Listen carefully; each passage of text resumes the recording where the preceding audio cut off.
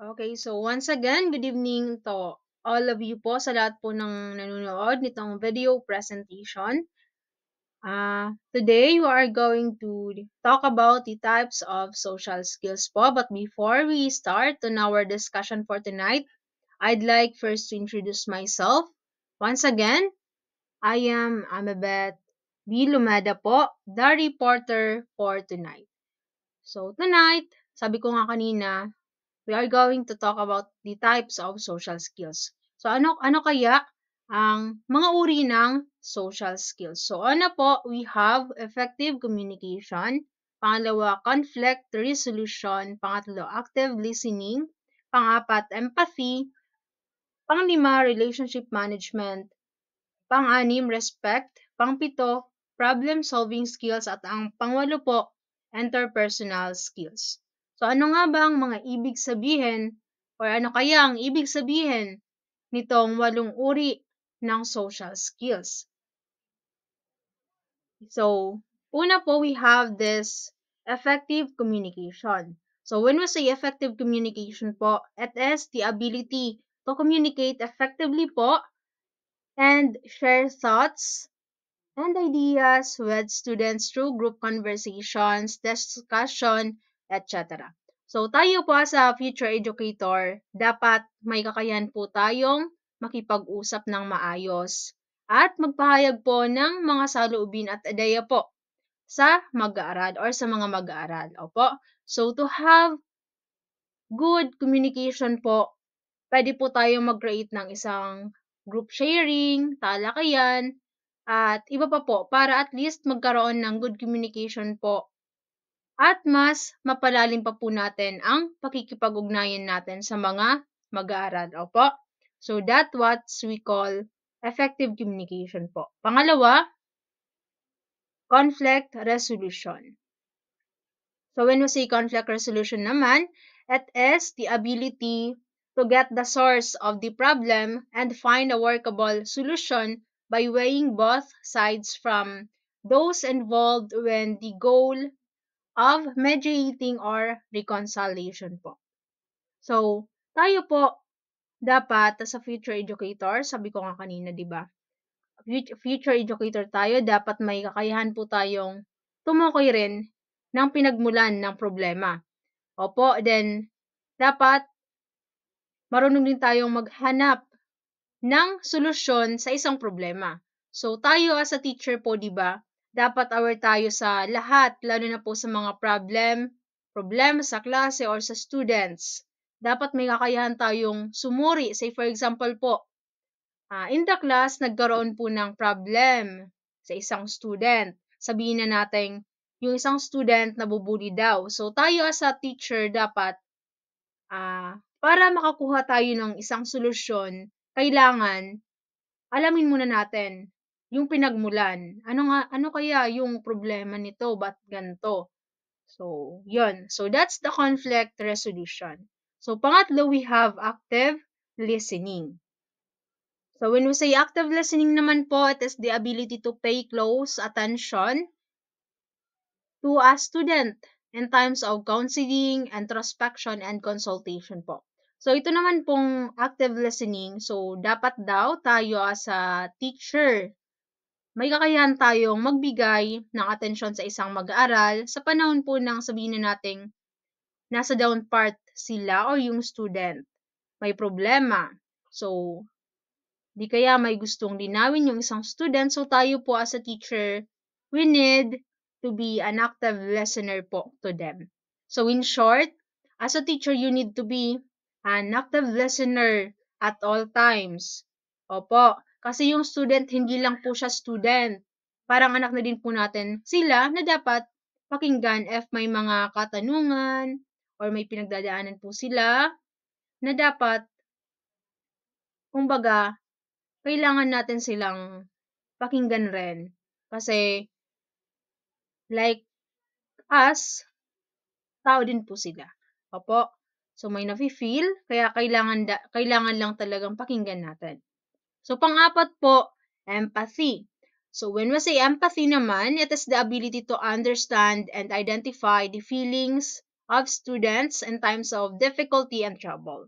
So, ito po, itong empathy, ito naman, dapat tayo as a future educator, may kakayahan po tayo makaunawa or maunawaan at mas maramdaman po ang nararamdaman din ng isang mag-aaral, lalo na sa panahon po ng pagsubok at kahirapan. So, tayo dapat, di lang tayo nakikinig, dapat alam din po natin kung paano makisimpatya or makiramdam. Opo, say for example, yung student mo, energetic, tas bigla na lang naging introvert, so, di na nakikihalubilo, biglang naging behave. So, dapat ikaw as a teacher, try to feel observed kung ba't siya ganyan, and then ask him or her if ano yung problema. Baka may pinagdadaanan po yung student, financially or emotionally. Baka may namatay na part ng family member nila. So, yun. So, have empathy po. Opo. So, yon yung empathy.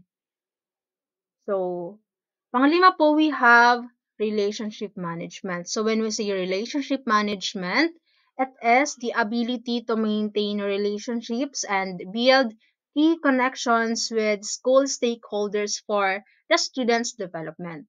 So, in here naman po, dapat magkaroon tayo ng magandang ugnayan, communication or connection. Example po, para mas ma-enhance ang talent and communication skills ng student, so kayo as a teacher, dapat gumawa kayo ng paraan para ma-develop ito. So, say for example po, nakipag-collab yung isang teacher sa isang teacher.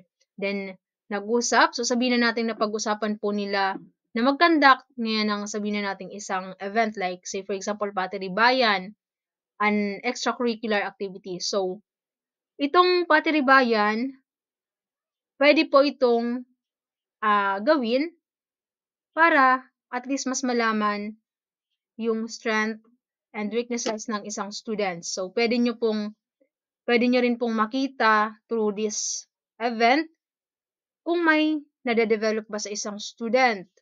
Opo. So, yun. So, hindi lang po nami-maintain yung relationships or yung relasyon nyo sa co-teacher nyo, bagkos maging sa students rin. So, yun. So, yun yung relationship management. So, panganin po, we have respect. So, when we say respect po, it can be done po by knowing when to initiate communication and respond during interactions or even in times of heated arguments and confrontation. So, tayo po as a teacher, we need to have this respect. Bakit? So, yung respect po kasi dapat meron talaga tayo niyan. Kahit hindi po teacher, dapat meron tayong respect or respeto sa iba. So, yung respect po, hindi lang po siya na ipapakita sa pamamagitan ng paggamit po natin ng po at opo. So, yung respect, it can show by your actions. Opo. So, dapat as a teacher, alam mo kung kailan ka magsisimula makipag-usap at kung papaano ka tutugon po sa isang conversation, lalo na kapag po nasa heated arguments na po. So, you as a teacher, dapat alam mo kung saan ka papasok. Say, for example, merong parent na high blood, bigla na lang pong sumugod sa school, sa classroom mo. So, ikaw, dapat alam mo kung papaano ka or saan ka dapat magsalita. So, pwedeng hayaan mo muna ngayon yung teacher na yung parent na mag-talk bago ka magsalita. So, yung action na yun, nagpapakita lang yun ng pagrespeto. So, that's what we call respect. So, pang-pito po, meron tayong problem-solving skills. So, yung problem-solving skills po, this involves seeking help, making effective decisions, and accepting consequences to derive better solutions to the problem. So, yung problem-solving skills po are very essential for overcoming challenging efficiently. They involve seeking help when needed, making thoughtful and effective decisions, and taking responsibility po for the outcomes to find better solutions. So, strong problem solving abilities can lead to smarter choices po and personal growth. So that's what we call problem solving skills. So, pangwalo we have interpersonal skills. So, ano kaya ang ibig sabihin nito?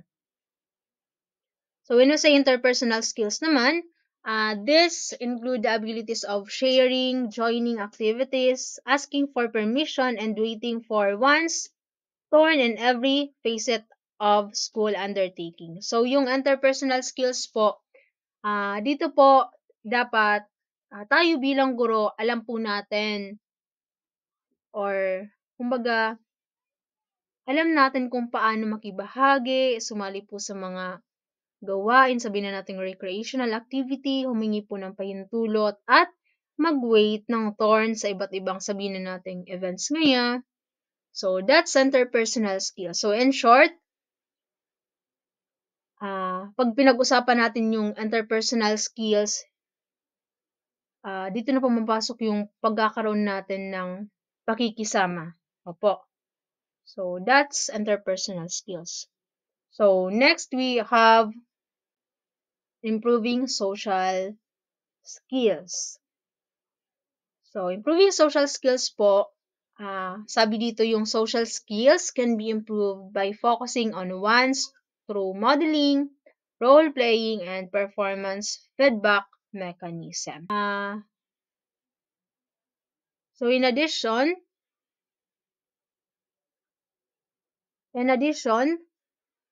in improving social skills, we need to consider first maintaining eye contact, second using proper body language, 3 knowing the difference between being aggressive, 4 selecting effective communication channels, panglima being flexible, pang-anim accepting criticism without being defensive, pangpito remaining positive at all times, at ang pangwalo po, being teachable and a good students in most instances.